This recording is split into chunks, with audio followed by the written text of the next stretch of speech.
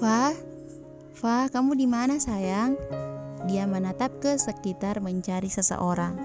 Namun hasilnya nihil. Sudah setengah jam dia memanggil Syifa belum muncul juga. Mungkin Syifa baru memasak. Namun jam segini. Dia menatap ke jam dinding lagi. Pukul 8:30 malam.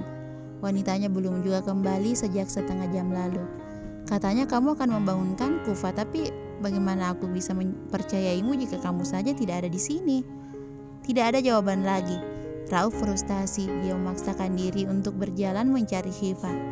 Kakinya tidaklah kuat untuk menumpu badannya. Lelaki itu berjalan sempoyongan. Bukankah aku sudah bilang tetaplah di sampingku? Kamu di mana? Tanyanya. Bertanya, berharap sang bidadarinya menjawab. Dia sudah mencari ke seluruh penjuru rumah. Ruang tamu, dapur, kamar mandi, kamar untuk sholat, ruang kerjanya, tetapi tidak membuahkan hasil. Fa, lirihnya. Dia menghentikan pencarian ketika melihat wajah Pak Nur yang masuk ke rumah mengerut. Pa, tanya Rauf dari atas. Pak Nur menatap Rauf dari bawah. Papa dari mana? Keluar sebentar. Papa lihat Syifa tidak? Rauf celinguk lagi. Berharap Syifa muncul dari suatu tempat. Pak Nur diam. Dia akan menjawab bagaimana? Dari mana? Entahlah, dia pusing sekali tidak bisa mengatakan dari mana. Pa, Papa lihat Syifa tidak? Di rumah tidak ada. Belum ada jawaban. Lidah Pak Nur keluh.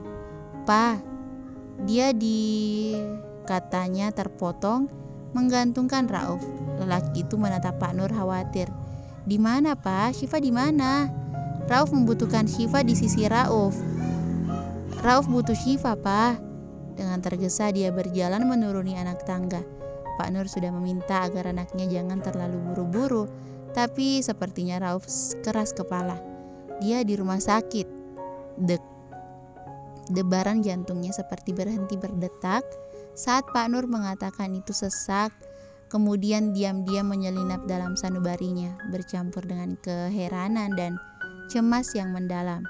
Bagaimana jika Syifa ada apa-apa? Pak, kenapa Syifa di rumah sakit? Desaknya. Pak Nur diam, lagi-lagi Rauf mengulanginya. Dia ingin mendengar berita yang jelas, tidak setengah-setengah seperti ini. Terjatuh dari tangga. Seketika mata lelaki itu terbelalak sempurna karena terkejut. Bagaimana dengan bayinya? Bagaimana dengan keadaan istri tercintanya? Di rumah sakit mana, Pak? Kamu jangan pergi dulu, kamu masih sakit. Apa-apa bercanda? Bagaimana Rauf enak-enakan di rumah, sementara istri dan anak Rauf tengah berjuang bersama-sama. Papa ingin membuat Rauf menjadi lelaki yang tidak bertanggung jawab. Bagaimana jika Rauf meninggalkan dua insan yang benar-benar Rauf cintai ini? Tapi keadaanmu tidak, Rauf hanya sakit biasa, Pak. Pasti panasku akan segera mereda, berbeda dengan mereka yang tidak tahu bagaimana nanti akhirnya. Rauf berjalan gontai menuju pintu. Pak Nur memapahnya. Dia khawatir dengan keadaan Rauf. Tidak akan bisa menyetir sendiri. Jadi Pak Nur yang akan menyetir. Walaupun dia tahu kekhawatirannya kepada Rauf sangatlah besar. Tapi dia juga tidak bisa mengelak tanggung jawab Rauf. Mereka menaiki mobil. Wajah Rauf sangat cemas. Benar-benar cemas. Berkali-kali dia mengetuk-ngetukkan kakinya di mobil, berharap jika akan terjadi apa-apa dengan Syifa dan anaknya. Ya Allah, selamatkanlah mereka berdua. Mereka adalah cahaya hidupku. Liriknya dalam hati.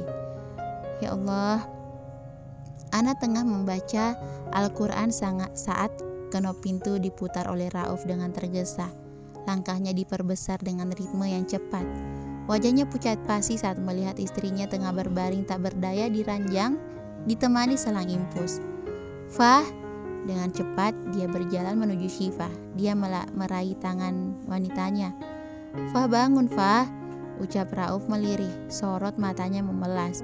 Dia ingin menangis sejadi-jadinya ketika melihat wanita yang dicintainya terkapar tak berdaya seperti ini.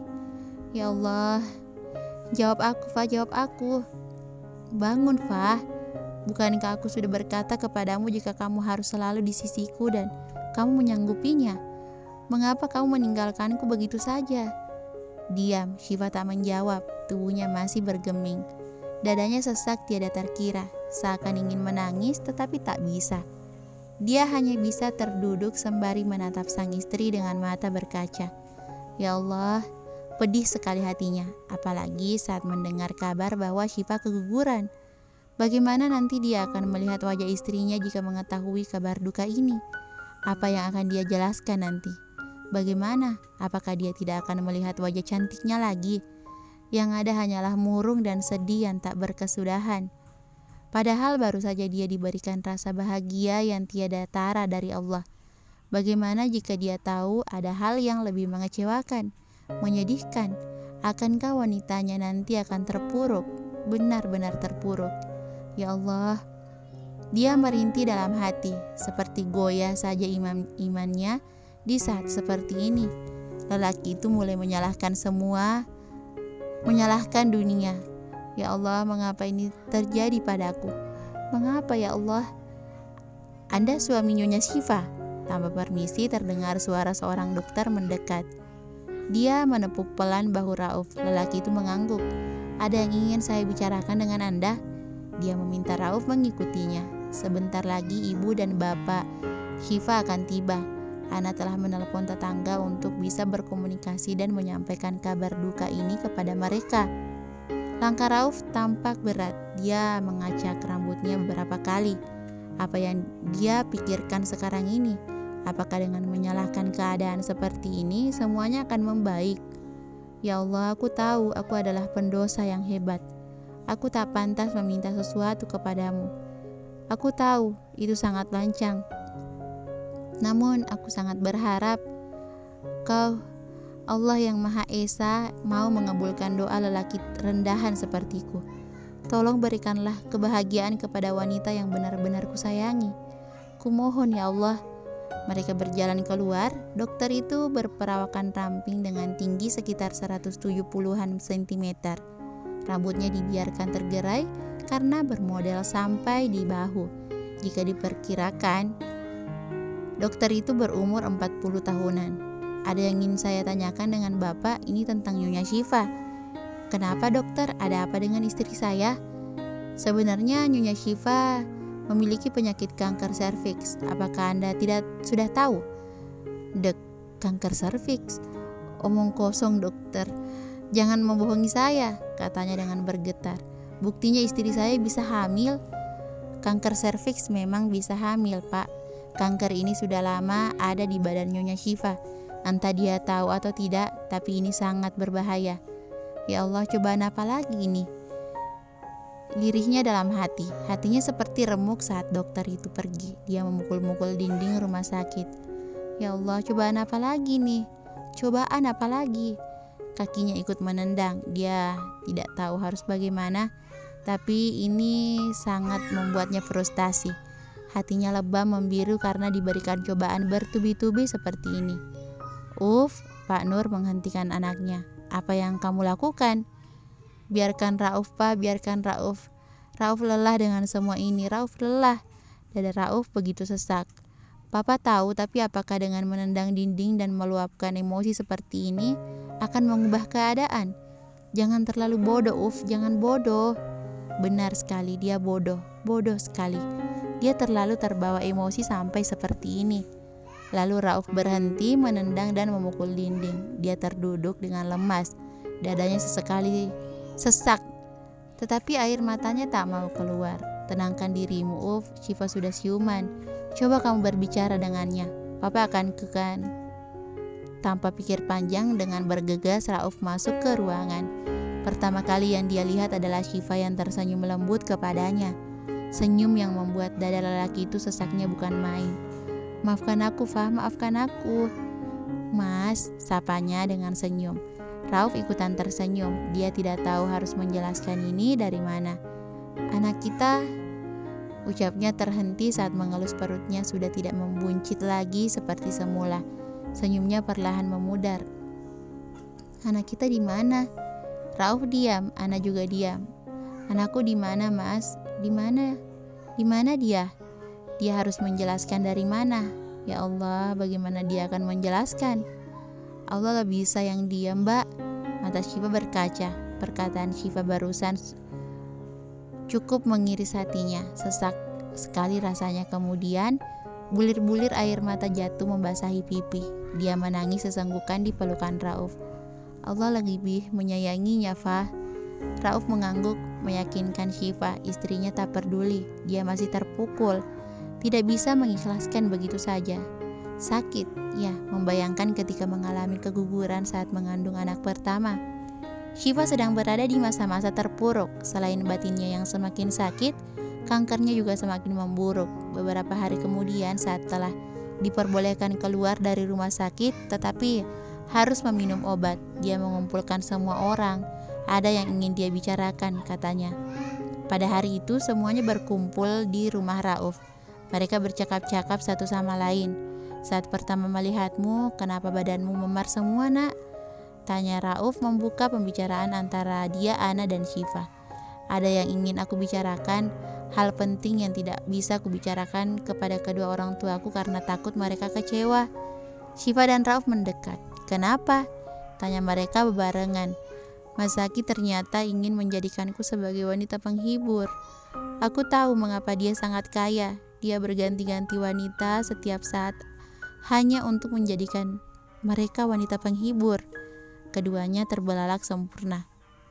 Maaf, salah Rauf. Ana dan Syifa menoleh ke arah Rauf. Lelaki itu mengeluarkan secari kertas yang berisi alamat seseorang. Kertas yang tempo lalu diberi oleh temannya saat berada di kantor. Apakah ini alamatnya? Ana mengangguk. Benar sekali itu alamatnya. Tubuh kami dipaksa untuk telanjang dan akan difoto. Aku menolak karena itu tidaklah baik. Beberapa ada yang sukarela karena dijanjikan gaji yang besar. Aku tahu mereka benar-benar gila, apalagi Mas Zaki. Kukira dia sangat taat dengan agama Islam. Lalu memar ini tercipta, aku tidak sudi disentuh sedikit pun oleh dia. Jangankan disentuh, dipandang saja aku sudah jijik. Jadi selama ini bisnis wanita penghibur milik Zaki sudah terkenal hingga temannya saja tahu.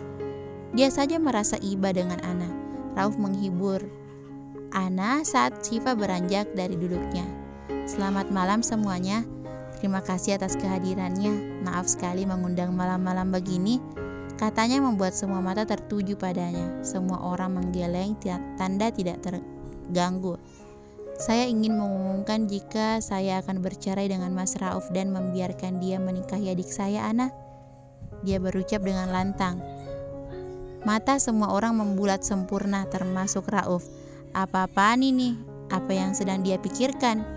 Mengapa dia mengambil keputusan dengan gegabah dan sendiri seperti ini tanpa diskusi dengannya?